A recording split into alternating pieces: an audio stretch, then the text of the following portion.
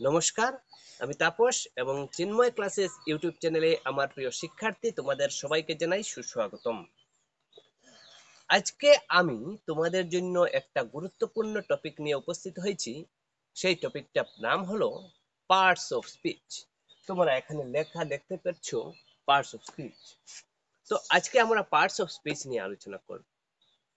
এর পূর্ববর্তী আরো দুইটা আমি গ্রামারের ভিডিও দিয়েছিলাম, যদি না দেখো তাহলে তোমরা অবশ্যই দেখে নিবে। এই ভিডিওগুলোতে আমি আলোচনা করেছিলাম সেন্টেন্স কাহাকে বলে, ওয়ার্ড কাহাকে বলে, বা আরো বিভিন্ন জিনিস আলোচনা করেছিলাম। তো আমরা যদি এগুলো ভালোভাবে ক্লিয়ার না হয়, এই পার্টস অফ স্পিচ একটু অসুবিধা হবে বুঝতে। তো ভিডিওর নিচে ডেসক্রিপশন বক্সে লিংক দেওয়া থাকবে, তোমরা অবশ্যই দেখে নিবে। এবং ওয়ার্ড যখন আমাদের জানতে হবে, তাহলে ওয়ার্ডটা কি এবং সেন্টেন্সটা কি আবারও বলে নেই। ওয়ার্ড হলো কয়েকটা লেটার একত্রে মিলিত হয়ে একটা অর্থ প্রকাশ করলে তাহাকে ওয়ার্ড বলা হয়।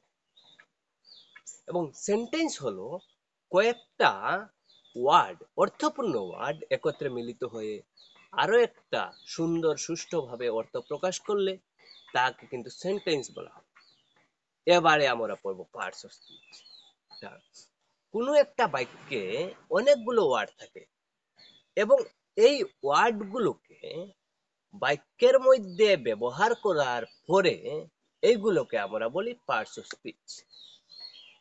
মনে করো রাম ইজ এ গুড বয়, এখানে রাম একটা পার্টস অফ স্পিচ, ইজও একটা পার্টস অফ স্পিচ, গুডও একটা পার্টস অফ স্পিচ, বয়ও একটা পার্টস অফ স্পিচ। কিন্তু যদি আমরা সেন্টেন্সের মধ্যে ব্যবহার না করে একটা ওয়ার্ডকে আলাদাভাবে লিখি, তাহলে কিন্তু এটাকে আমরা পার্টস অফ স্পিচ বলতে পারবো না। এটা শুধু ওয়ার্ডই থেকে যাবে। এটা কিন্তু আমাদের মনে রাখতে হবে। বাক্যে ব্যবহার করার পরে এটাকে আমরা পার্টস অফ স্পিচ বলি। আচ্ছা, এবারে আমরা বুঝবো পার্টস অফ স্পিচ কত প্রকার। পার্টস অফ স্পিচ হলো 8 প্রকার।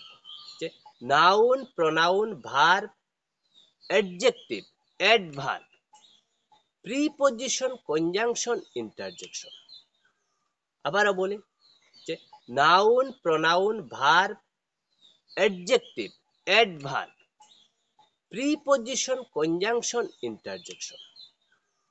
তো আমরা এই প্রকারভেদ সম্বন্ধে কিন্তু আলাদা আলাদাভাবে বিস্তারিত আলোচনা করতে হবে। তবুও আমি আজ তোমাদেরকে একটি ভিডিওর মাধ্যমে কিছু ধারণা দিবার চেষ্টা করব। তো চলো আমরা নাউন কাহাকে বলে এটি বুঝি। আমরা যে প্রথমে বলেছিলাম রাম ইজ এ গুড বয়, এখানে এই সেন্টেন্সটার মধ্যে রাম যেটা আছে এটা একটা মানুষের নাম এবং এই নামবাচক শব্দটাই হলো noun. Noun is a name of a person, things or anything. Noun হলো কোনো একজন মানুষের নাম, বস্তুর নাম বা যে কোনো কিছুর নাম যখন বুঝাবে তখন কিন্তু আমরা তাহাকে নাউন বলবো। মোট কথা নামবাচক শব্দ মাত্রই নাউন। যা কিছু নাম আছে এই পৃথিবীতে প্রত্যেকটা নামই হলো একটা নাউন, যে কোনো কিছু নাম হোক। তো এখানে আমরা পেয়েছি একটা noun, Ram noun, Ram is a good বয়, রাম একটা নাউন। তারপর এখানে বয় যে আছে, বয়ও একটা নাউন, বয় মানে বালক। কিন্তু এই যখন নাউনের প্রকারভেদ সম্বন্ধে আমরা আলোচনা করব, তখন এটা রামটা কোন ধরনের নাউন আর বয়টা কোন ধরনের নাউন এটা কিন্তু বিস্তারিতভাবে আলোচনা করব।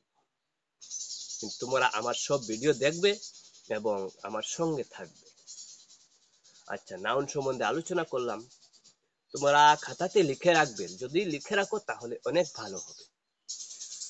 তো মোট কথা নামবাচক শব্দ মাত্রই নাউন। গঙ্গা একটা নদীর নাম, হিমালয় একটা পর্বতের নাম, শ্রীমদ্ ভগবত গীতা একটা গ্রন্থের নাম, ইন্ডিয়া একটা দেশের নাম, রাম মানুষের নাম, গোল্ড একটা সোনা, একটা ধাতুর নাম, বা আরো অনেক কিছু আছে। যা কিছু নাম আছে প্রত্যেকগুলি নামকেই আমরা নাউন বলে জানবো। ঠিক আছে, এবারে আমরা প্রোনাউন। প্রোনাউন মানে নামের পরিবর্তে যা কিছু বসে তাহাকে কি বলে? তাহাকে প্রোনাউন বলে। নামের পরিবর্তে যা কিছু বসে তাহাকে প্রোনাউন বলে। মনে করো আমি বললাম Ram is a good boy. তারপর যদি আমি বলি Ram goes to school everyday, তারপর যদি বলি Ram's father is a doctor, বারে বারে আমি রামস রামস রামস এইভাবে বলে যাচ্ছি। এটি কিন্তু আমাদের ভালো লাগছে না, আমাদের শ্রুতিমধুর লাগছে না। যদি আমি বলি Ram is a good boy, এবারে আমি Ram goes to school everyday ব্যবহার না করে যদি আমি বলি he goes to school everyday, তো রামের পরিবর্তে যে হি বসালাম এটি হলো কিন্তু প্রোনাউন, নামের পরিবর্তে বসেছি। His father is a doctor বলেছিলাম, রামস ফাদার ইজ এ ডক্টর বলেছিলাম, তা আমরা কি বলবো? His father is a doctor. His father is a doctor. His Ram's mother is a housewife, তো এটির পরিবর্তে কি বসবে? His his mother is a housewife. Ram's mother is a housewife না বসে বসবে হিজ মাদার আর ইজ এ হাউসওয়াইফ। তো এভাবে আমাদের আরো অনেকগুলো প্রোনাউন আছে, শুধু হিজ নয়, হিজ, হার বা আরো অনেক কিছু আছে। যখন আমরা এই প্রোনাউন সম্বন্ধে বিস্তারিত আলোচনা করব তখন কিন্তু এটি আমরা বুঝব। তো নাউন বুঝলাম, প্রোনাউন বুঝলাম, এবারে আমরা কি বুঝবো? verb. ভার্ব বুঝবো। তো ভার্ব কাহাকে বলে? Ram is a good boy, Ram goes to school every day. Ram is a good boy, he goes to school every day. এখানে নাউন আছে, এখানে প্রোনাউনও আছে, বুঝলাম। কিন্তু ভার্ব জিনিসটা কি?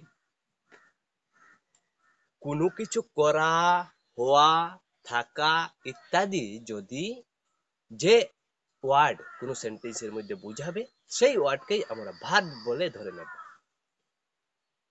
রাম ইজ এ গুড বয়, এটা হলো কি? রাম হলো একটা নাউন।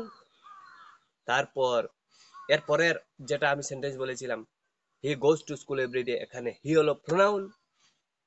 কিন্তু কোনো কিছু করা বুঝায় যদি তাহাকে ভার্ব বলে, হওয়া থাকা ইত্যাদি যদি বুঝায় তাকে ভার্ব বলে। তো রাম ইজ এ গুড বয়, রাম হয় একটি ভালো ছেলে। তো এখানে ভার্ব কোনটা? এখানে হলো ইজ, হলো ভার্ব।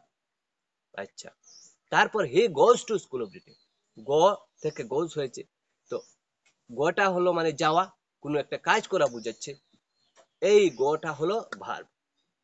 আচ্ছা, তো মোটামুটি রানিং, প্লেয়িং, ডান্সিং, লাফিং, আরো অনেক কিছু আছে যেগুলো শব্দ কোনো কিছু করা বুঝায়, কাজ করা বুঝায়। Action word is a verb.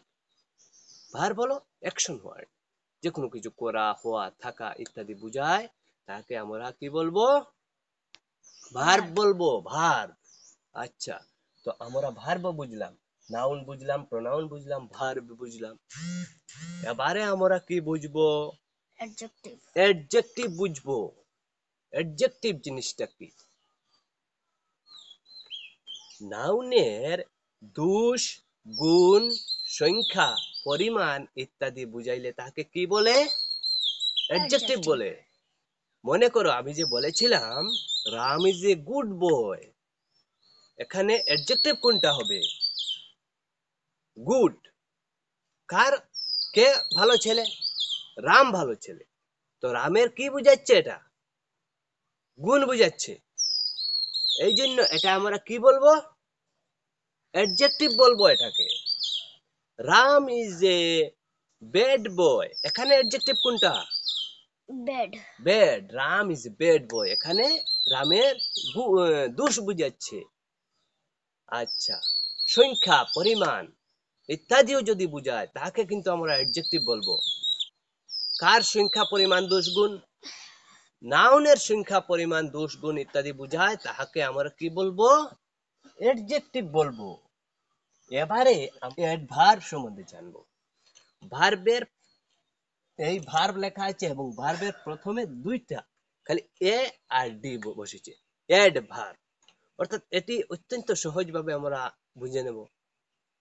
ভার্বের দোষ, গুণ, সংখ্যা, পরিমাণ ইত্যাদি যদি বুঝায় তাকে আমরা কি বলবো? অ্যাডভার্ব বলবো, অ্যাডভার্ব। ঠিক আছে? তো রাম ইজ রানিং, এখানে কি? রানিং হলো ভার্ব। এখানে যদি আমরা আরো একটা শব্দ জুড়ে দেই, Ram is very fast running. এখানে এই যে ফাস্ট শব্দটা ব্যবহার করলাম, এটা কিন্তু হবে আমরা অ্যাডভার্ব বলবো। ঠিক আছে? তো এবারে আমরা জানবো প্রিপজিশনের বিষয়। তো প্রিপজিশন হলো, প্রি শব্দের অর্থ হলো পূর্বে। প্রি শব্দের অর্থ কি? পূর্বে। পূর্বে। আর পজিশন শব্দের অর্থ হলো অবস্থান। অবস্থান করা মানে কোনো কিছু কোনো জায়গায় গিয়ে বসা। তো নাউন বা প্রোনাউনের পূর্বে যা কিছু বসে তাহাকে কিন্তু প্রিপজিশন বলা হয়। মানে কোন জিনিসটা একটা নাউনের পূর্বে বসবে, কোন জিনিসটা একটা প্রোনাউনের পূর্বে বসবে, এই ধরনের অনেক ওয়ার্ড আছে। এগুলো আমাদেরকে বুঝে শুনে বসাতে হবে। এবং প্রিপজিশন বিষয়টা কিন্তু অত্যন্ত গুরুত্বপূর্ণ। এটা শিখতে হলে আমাদের অনেকগুলো ক্লাস নিতে হবে। The book is on the table, the book is on the table. এখানে অন, অন যেটা, এটা হলো preposition. Book is on the table, the টেবিলের পূর্বে কি বসেছে? অন বসেছে। এই জন্য অনটা, দ্য টেবিল হলো নাউন এবং অনটা হলো প্রিপজিশন। আমাদের মনে রাখতে হবে প্রিপজিশন কিন্তু সর্বদা নাউন এবং প্রোনাউনের পূর্বে বসে। ঠিক আছে? তারপর আমরা জানবো কনজাংশনের বিষয়ে। কনজাংশনের বিষয়ে যেসব শব্দ একাধিক বাক্য বা ক্লোজকে সংযুক্ত করে তাহাকে বলা হয় কনজাংশন, অর্থাৎ জাংশন। জাংশন মানে, জাংশন বলার পর আমাদের মনে রাখতে হবে যে জংশন কথাটি মনে রাখতে হবে। জংশন মানে যেখানে দুইটা ট্রেন মিলিত হয়, একটার থেকে নেমে আরেকটাতে ওঠা হয়। তো কোথায় গিয়ে এই জংশনটা থাকে? দুইটা ট্রেনের সংযোগ স্থল যেটা। তো ঠিক সেইভাবে দুইটা সেন্টেন্সের বা দুইটা ক্লোজের যেখানে সংযোগ করা হয়, সেটা যে শব্দের মাধ্যমে সংযোগ করা হয় সেটাকে বলে conjunction. Akash is a boy but Mou is a girl, Shyam is a boy Radha is a girl. তো এখানে কোন শব্দটা এই শ্যাম এবং রাধাকে সংযোগ, দুইটা, শ্যাম ইজ এ বয় একটা sentence, Radha is a girl একটা সেন্টেন্স। এখানে এন্ড ওয়ার্ডটা কি করেছে? এই দুইটা সেন্টেন্সকে কি করেছে? সংযোগ করেছে। তো এই যে সংযোগ করা ওয়ার্ডটাকে আমরা কি বলবো? কনজাংশন। সংযোগ করা ওয়ার্ডটাকে আমরা কি বলবো? কনজাংশন। আচ্ছা, ঠিক আছে। এরপর আমরা জানবো ইন্টারজেকশন। ইন্টারজেকশন মানে কি?